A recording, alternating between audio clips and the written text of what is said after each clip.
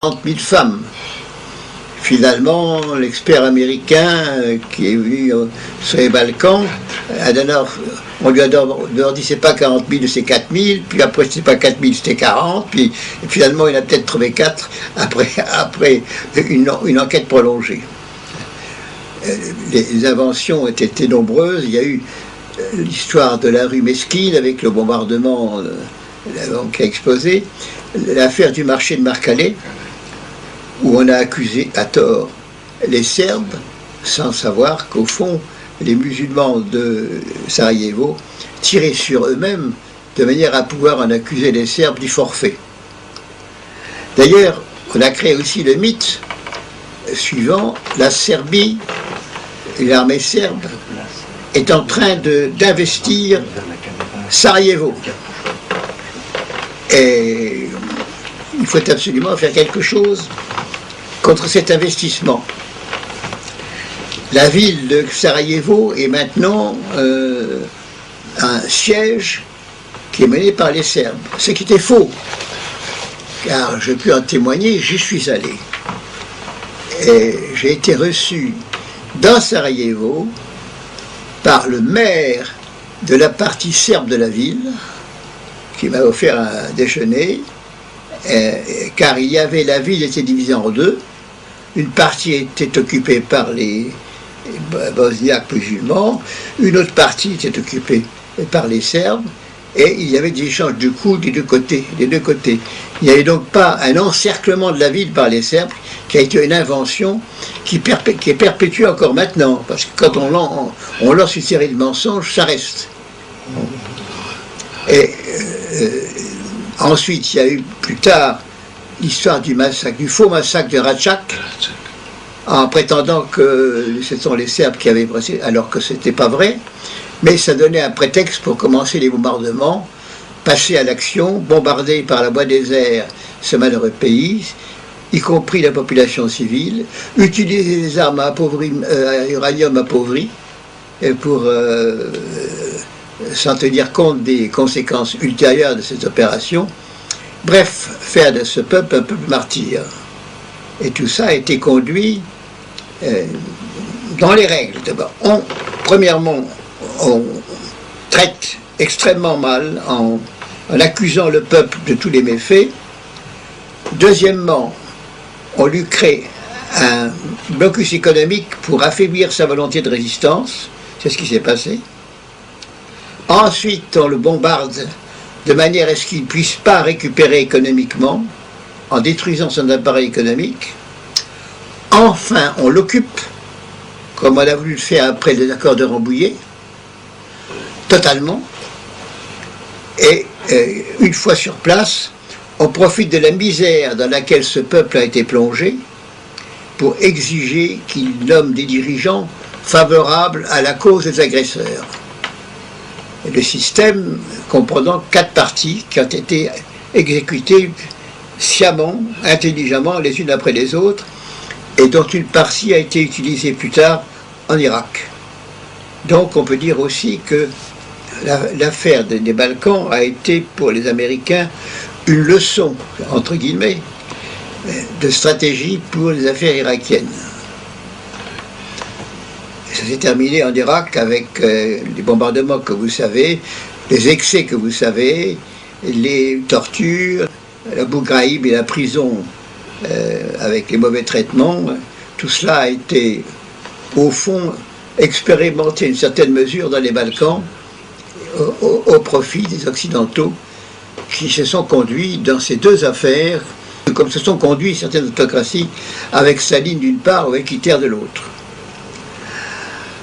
Alors ça, c'est une opération qui m'a beaucoup frappé parce qu'elle a été une sorte de modèle qui a été finalement entériné par les opinions publiques, auxquelles on a raconté toutes sortes d'histoires, auxquelles on a, comme on dit aujourd'hui, bourré le crâne par une puissante désinformation qui permettait ces excès de toute nature.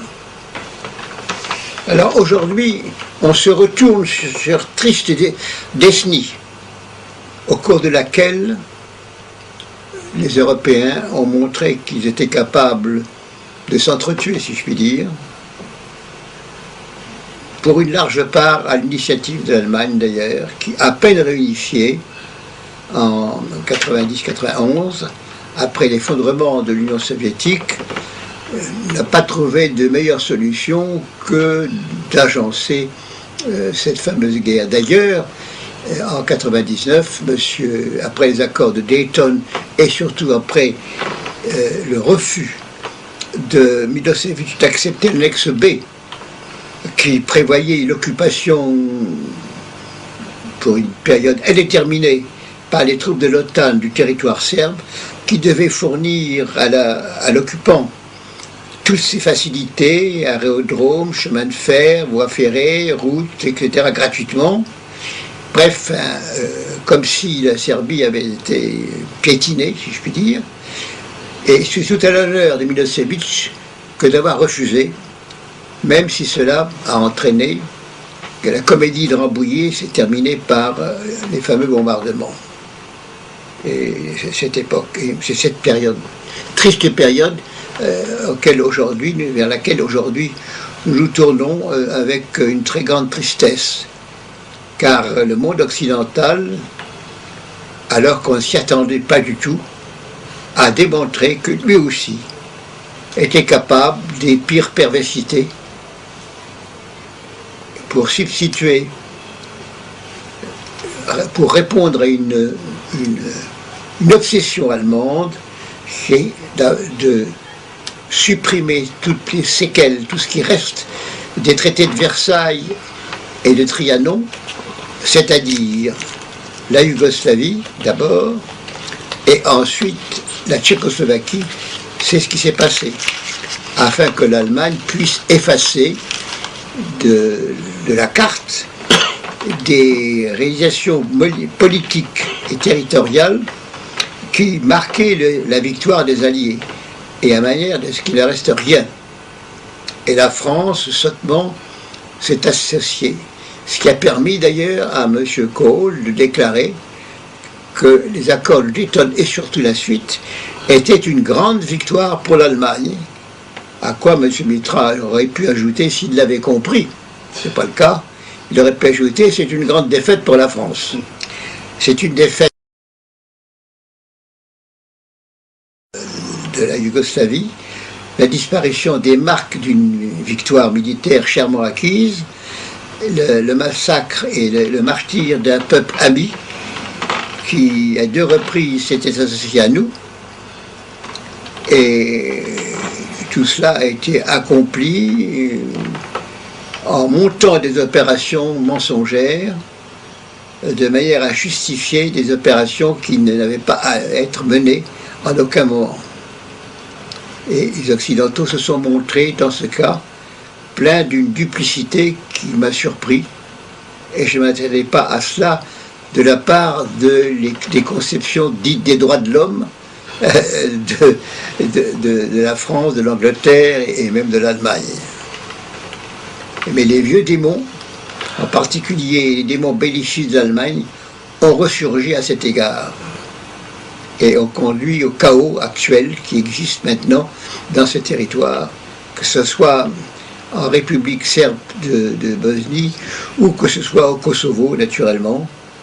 C'est-à-dire que le cœur, l'origine même de l'association serbe est maintenant passé entre les mains des musulmans qui en quelque temps ont détruit des dizaines et dizaines de chefs-d'œuvre de l'art religieux serbe de l'époque, et au fond ont massacré les origines mêmes du peuple serbe, comme si en France on démolissait la vallée de la Loire et ses châteaux, si vous voulez, ou l'Île-de-France, qui est le cœur de la nation. Donc c'est une très triste période que l'on vit, dont je ne sais pas comment moralement nous sortirons. En tout cas, nous avons donné la preuve de notre duplicité, et ce n'est pas à notre honneur.